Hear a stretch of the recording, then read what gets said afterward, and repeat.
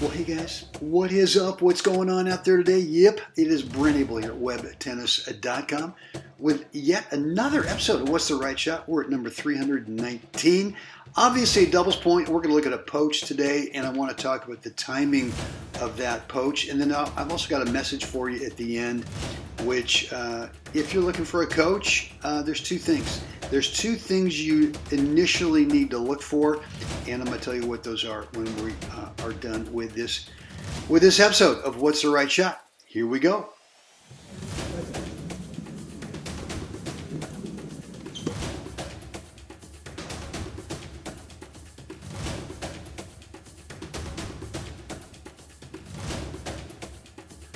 All right, guys, well, let's get into this episode of What's the Right Shot. Yours truly on the bottom left here with the return to serve. And tough serve out wide, right? I'm just trying to get this thing back cross court in front of my partner. And let's see where we paused it before. It's right about here. So, yeah, I think I've kind of given it away in the intro part what I said. We're going to look at a poach today. And the poach happens right now by my partner, Keith Porter, from Canada, former doubles, actually two-time world doubles champion. So always good to find yourself a really good partner, right? So he ends up just moving at what he thinks is the right time and gets a ball that he can just, the wide open, the lower 40, easy to do, right? So let's talk about the timing. Everyone says, well, when's the right time? And I can't tell you what led up to this point. I can't remember what was, what were the points before this. But this is always a guessing game by someone like Keith, right? So he may have set up this like the prior point, which I don't have it. I just have this one point that I picked out, and he may have in a return back from me, similar situation, he might have faked once like this. He might have shown that server one step, it looks like he's going, and then he comes back. He may have done that a couple, two or three times before this point, right? So he's kind of trained that opponent over there to be thinking, oh, well, this is just another fake, right? And then at some point, the server's got to look down at the ball, and because this is not an easy shot, it's kind of a short little pickup. And Keith he's on the move. He's already going. And he's just guessed that it's going to be there for him. I know the video probably looks like, oh my God, it looks so obvious that he's going.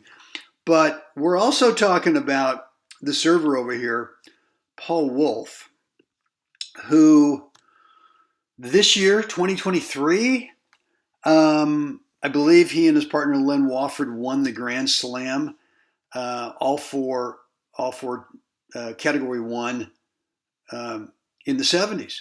So we're not talking about someone over there who's kind of like, well, how could he possibly miss this? We're talking about, arguably half of the best doubles team in the world in that age group.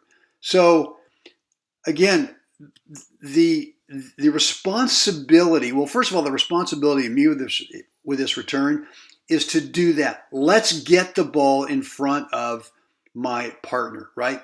And if I'm doing that often enough, then my partner can fake poach, can do nothing, can maybe just move forward. But eventually what you're trying to do there is you're trying to train that, in this case, the server, to look at certain kinds of movement, like say a fake poach, and go, oh, that's a fake. Okay, he's not going. And who knows? Maybe that's what he thought here. And Keith just times this thing dead perfect. And there you have it, right? So there is no perfect formula every time, because here's the other reality is that Paul, who is the server, he could also guess right now. He could also guess that, Keith's been setting me up here for the last few points with a fake poach or a little head shake or little shoulder movement, stepping forward. I think he's going to go. But at some point, he's looking down at the ball, and now he's just guessing. He's just thinking, well, maybe he's going to go. And if he doesn't go, where is he? I mean, he's right here, right? So if he plays this up the line and Keith doesn't move, what's wide open? This is totally wide open in here, right? So what I want to try to convince you guys of is that there's no magic formula for when to go, but the formula of when to go is really more based on an educated guess, which is, hey, I've shown that guy a few fakes. Hey, I haven't gone for a while. Hey, whatever, right? And you just kind of have to outsmart your opponent from time to time. And look, the reality is sometimes you outsmart yourself. And that's one time. You can't be looking at one time as, oh, okay, I can never poach again. Oh, okay, Paul's now thinking, God, he's going to go every time. No, that's just not the way it is. So I would like to be able to tell you there is a formula, lockdown formula, poaching of when to go, but there's not. There's just not. It's way more complicated than that. It takes a lot more data. It takes a lot more time of you setting up that player in front of you to think a certain way, to train them a certain way, and then it's an education. It's an educated guess, and you just poach whenever you think the time is right. Sometimes it works, sometimes it doesn't, but it never ever stops you from trying to be disruptive, right? I mean, even if this thing is just nothing more than right here, it's a jab step to the left, right, where Keith's taking just one step over here. Even if Paul sees it and knows it, well, Paul's seeing it. It's visually distracting, and that might make his shot back to me not quite as confident. So be a disruptor up there, right? Dirty up the landscape. Be a visual distraction, obviously within the rules, and there you have it.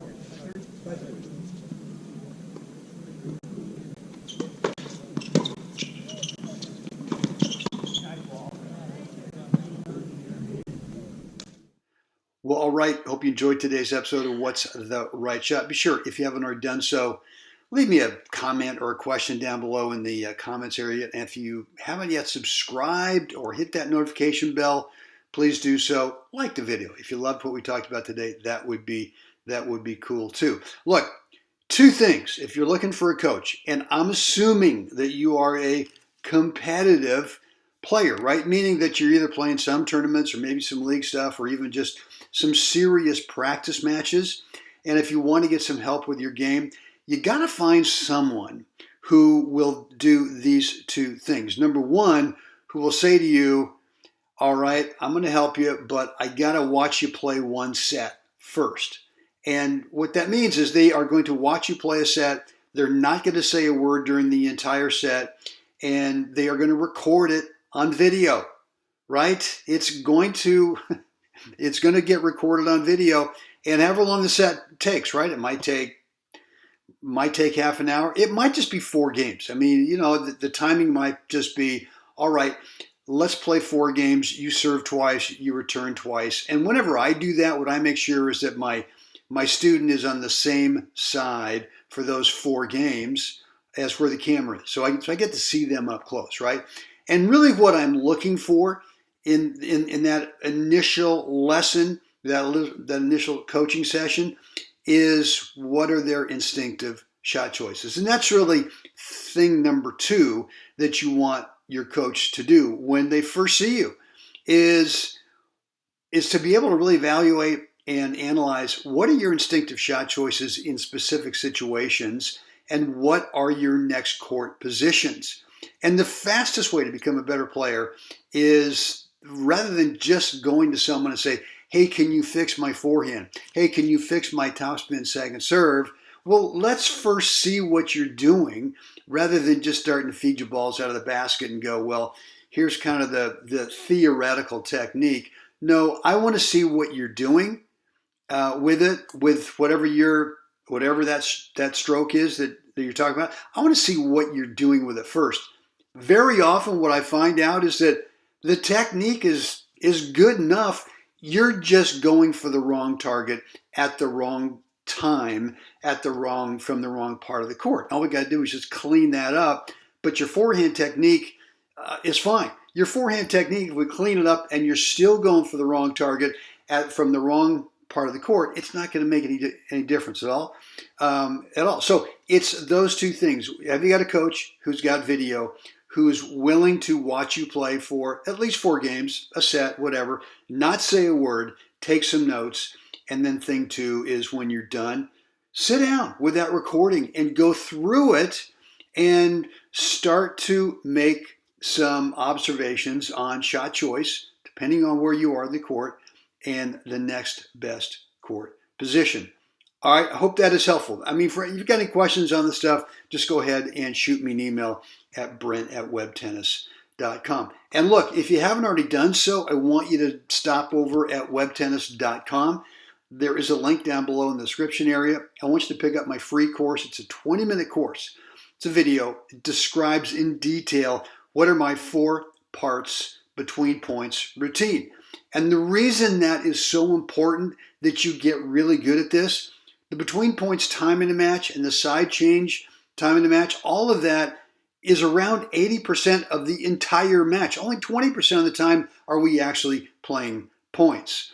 So the thinking here is that if you manage that 80% of the match really well, you tend to play a whole lot more consistently better in the 20% of playing points. So guys, right down below, webtennis.com, click that link, go on over if you've not picked up that free 20-minute 4 parts between points routine course. All right, guys, that's it for me today. Again, any questions, any feedback, any comments, you can leave them down there in the comments area down below. And as always, it's time right now. Yes, we got to get out there. We got to help someone else have a spectacular day. Guys, see you again next time.